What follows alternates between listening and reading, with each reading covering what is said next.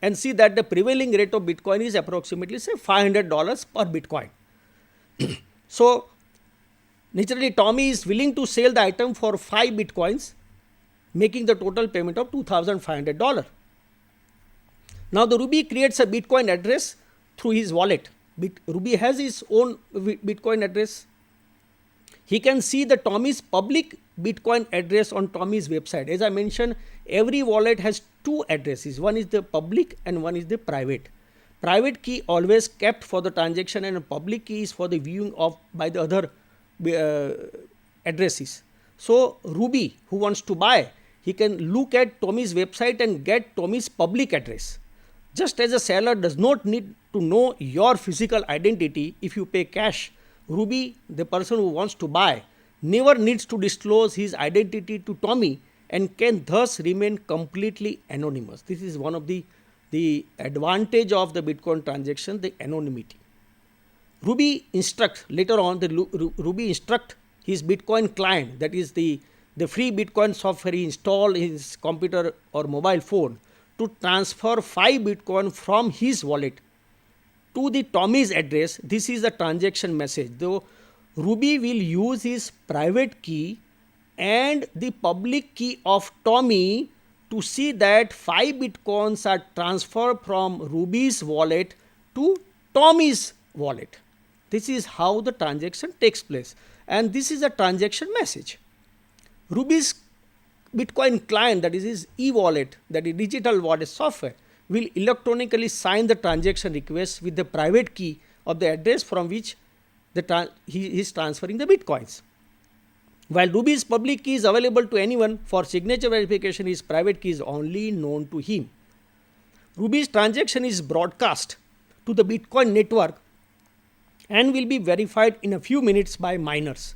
The 5 Bitcoins have been successfully transferred from Ruby's address to the Tommy's address. This is the smallest example which I can give.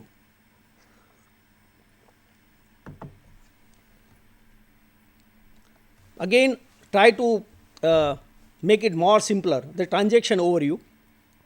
Person A and person B. Person A is having some dollars, goes to the money transmitter and buys the Bitcoin. So he has the Bitcoin in his wallet. Person B sells products or goods to person A, and in exchange of goods or products, in consideration of the products and goods, person A transfer the Bitcoin to person B through the transaction to his e-wallet, and person B then goes to the money changer, either keep the Bitcoin in his own e-wallet as it is, or can convert Bitcoin through the money changer and convert the Bitcoin in the dollar and keep the dollar in the account of the person B. So this is the transaction overview which has been described earlier. To make it more simplified, this is the way how the transaction takes place. This is the overview of the transaction. Speculation risk is very important, very, very important. You know, December 2013, the beginning of 2013, January, particularly January 2013, the per unit value of Bitcoin was only $13. And the entire world was shaken when the price of a Bitcoin reached as all-time high of $1,238 per Bitcoin on 4th of December 2013. The entire world was shaken. Everybody has started now looking at what is Bitcoin, how they have not understood Bitcoin, they were not understood so far. So this is the chart whereby it has started moving from December 2012 from $13, which reached up to $1,200 in December, and again went down after, because the first jolt to the price fluctuation has taken place when the China banned the Bitcoin transactions, or rather the China banned the banks of the country not to entertain the Bitcoin transactions. So this was the first jolt whereby the price of the Bitcoin has fallen in December 2013. After it reached 1238, on the announcement by the government of China, it has gone down to $675. Please try to understand the volatility of the Bitcoin when any this kind of announcement by a large regulator, how it affects the price movement. Speculator can manipulate virtual currencies as there is no underlying asset to back their value. As I mentioned earlier, that there is no intrinsic value to this currency. When we read the newspaper and then the newspaper reports anything about the Bitcoins, they represent a picture of the coins which is there in my slide. If you can see, the slide looks like it appears that every newspaper print a photo of the currency, but it is not a coin. It is not the right thing. The correct visual depiction of a Bitcoin would appear as, which is down mentioned in the slide. This is the correct depiction of the Bitcoin. Bitcoin is not a coin like this, which is there, which is normally published in the newspaper. So it's a misrepresentation of the Bitcoins. What are the economics of Bitcoins and the red flags? Highly volatile value of Bitcoin led to questions about its ability to function as a currency. What happens? Every currency of the world, of course, has its own fluctuation based on the economic condition of the country or some external factors. But the kind of price volatility Bitcoin has achieved, I think is has raised number of questions about its ability to function as a currency, as an alternate currency, as a currency which is available only in the virtual world. Many have mentioned bubbles. Bitcoin is a bubble in connection with the Bitcoin, which includes the very known ex-Federal Reserve Bank chairman Alan Greenspan and an economist John Quiggin, who said, Bitcoins have no intrinsic value. It is perhaps the finest example of a pure bubble. This is told by Alan Greenspan.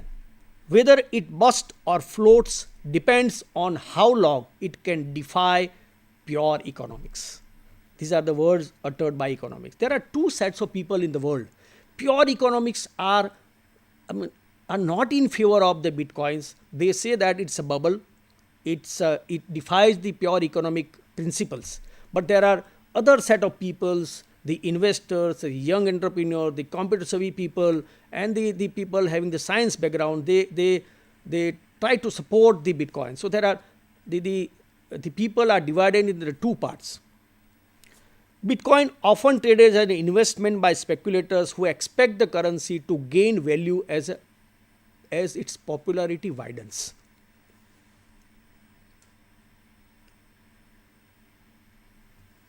Earlier it was reported that the Bitcoin currency was primarily used to buy illegal drugs, guns, and for online gambling.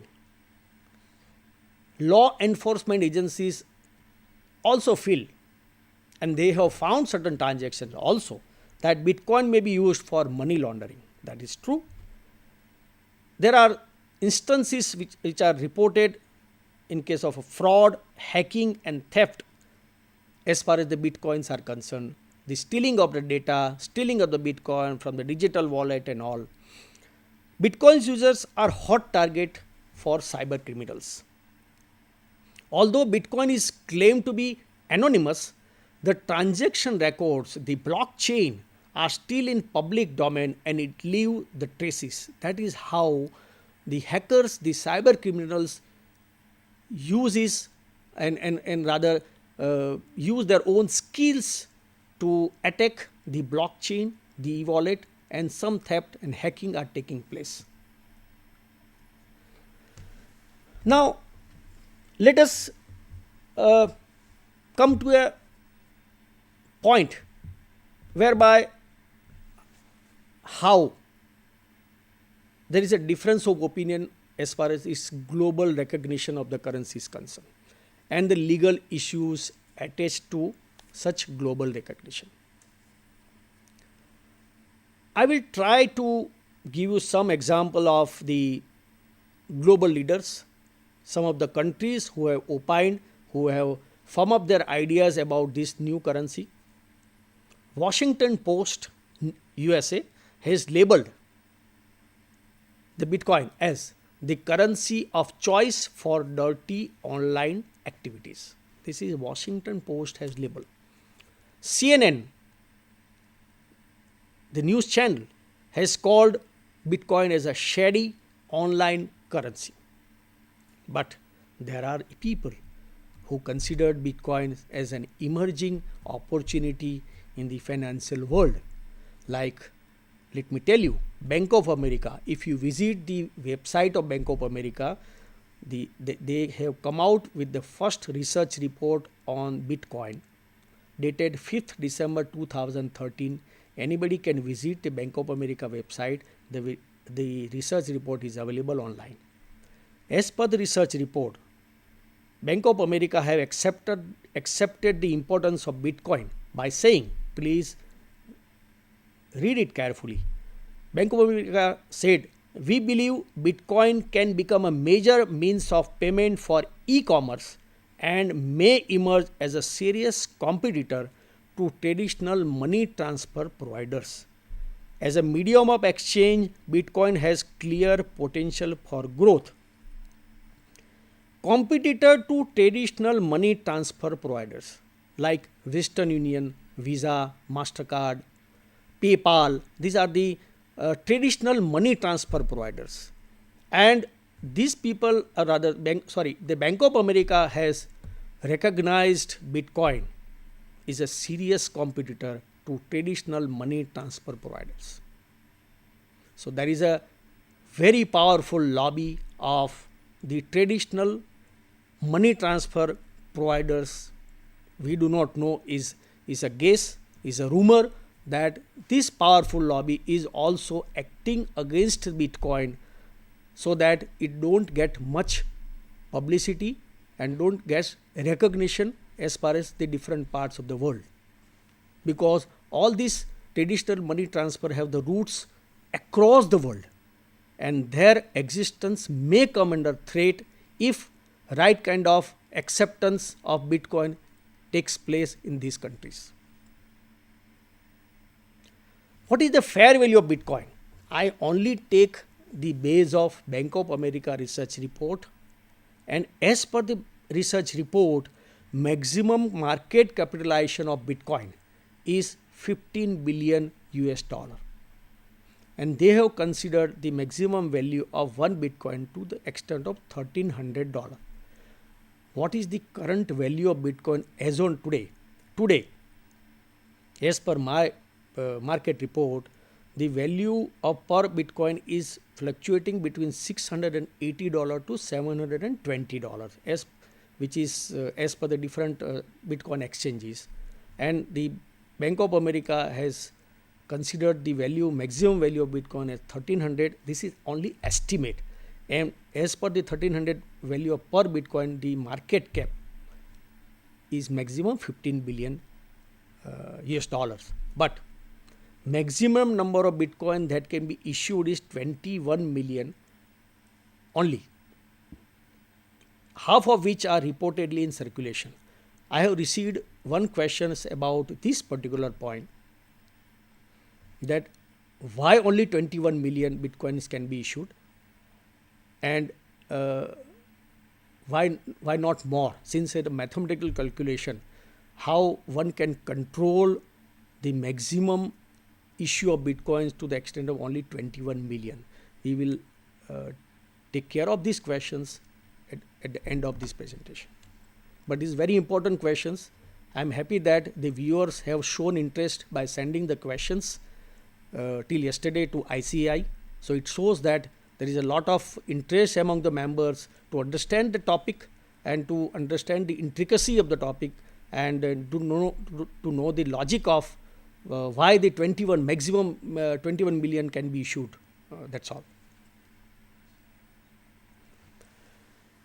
See, government authorities do not agree on which laws applies to Bitcoin or even what Bitcoin is.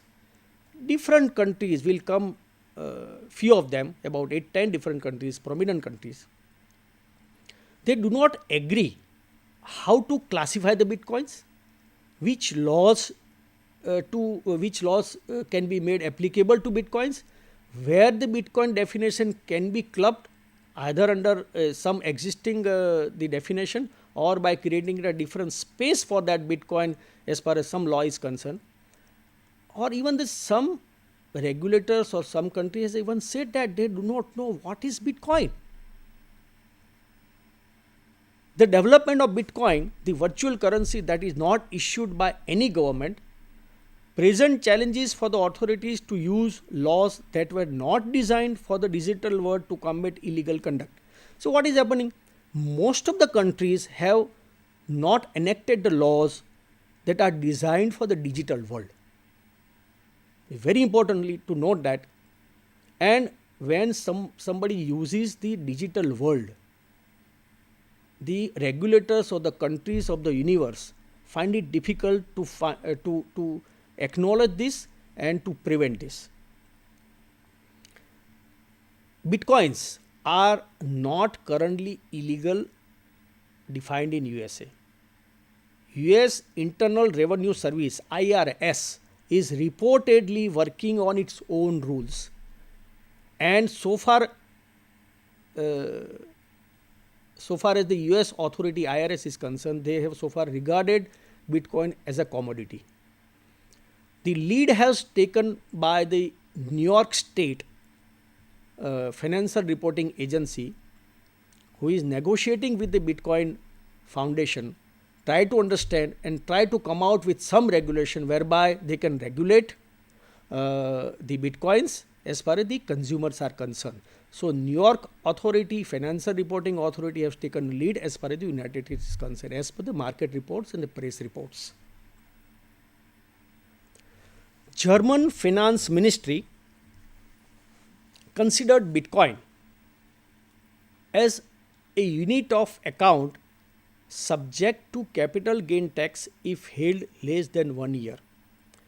So it clearly signifies that Germany has accepted the dominance of Bitcoins, accepted the Bitcoin as a unit of currency, and then only they have come out the tax angle attached to the Bitcoin transactions. So they have declared that if you hold Bitcoin more than 1 year, then there is a different tax treatment. If you hold Bitcoin less than 1 year, there is a different capital gain tax treatment. European Banking Authority, one of the viewer has already sent yesterday about this aspect, that different regulators, different countries, how they have treated the Bitcoin. And it is mentioned in the question, European Banking Authority. Let me tell you, European Banking Authority have not acknowledged Bitcoin business so far.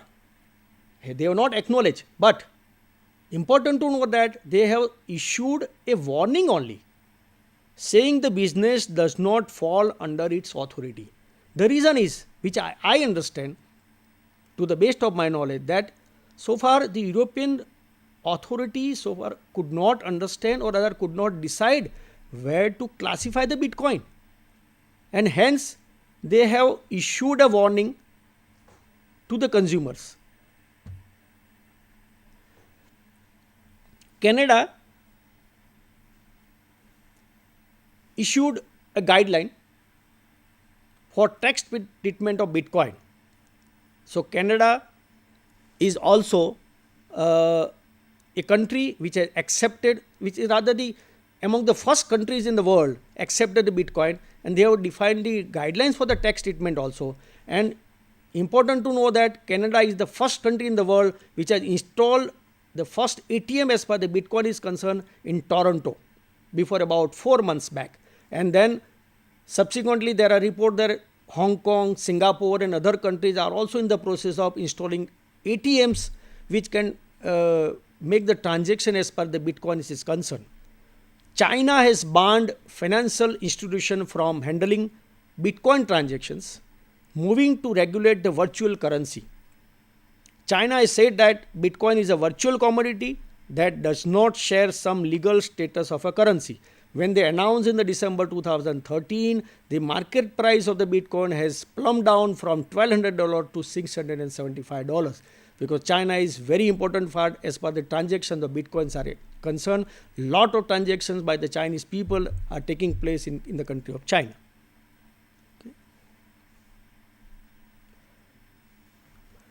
Thank you. We'll again come back to you after 5-7 minutes. There is a short break, and then we will resume the presentation after 5 minutes break. We'll again come back to you. Thank you. Welcome back to this presentation on unique subject. I myself, CA SANJEEV SHAH from SHAH SANJEEV and Associate, Baroda, Gujarat, again welcome you in the second part of this presentation. As we are discussing about how different countries of the world have taken their views on this currency. We have seen how USA has taken a note of this currency, how Germany have taken a note of this, how European Banking Authority have taken stand on this, how Canada have become the first in the world to accept the regime of Bitcoin, have installed the first ATM in the world in Toronto, Canada, how China has banned financial institutions from handling the Bitcoin transactions in China, and because of which the heavy price fluctuation have taken place in the month of December. Denmark has also taken similar stand as that of European Union. So far they also could not understand where to classify it so far, and that is the reason they have also come out with a caution notice. Is a common practice I have seen in the which is adopted by different countries of the world, including India, that since it looks like they are in the process of understanding the Bitcoin as a whole, its process, its impact on other currencies of the world, and how to classify the Bitcoin in the existing law and legislation in the respective countries. And since they are in the process of deciding and they could not decide so far, they have issued the caution notice to the people at large. That is how I have observed. Finland issued a regulatory guide and imposed capital gain tax on Bitcoin and considered Bitcoin produced by mining as a business income. See, there are two types of income. If you decide to become a to person who mine the Bitcoin, whatever, because of your efforts, the complex mathematical calculation with the help of high capacity supercomputers with the use of high electricity, you get the Bitcoins. The Finland has decided that considers as a business income. The market value of the respective Bitcoin as on the date of when the Bitcoins are credited to wallet of a miner is considered a business income.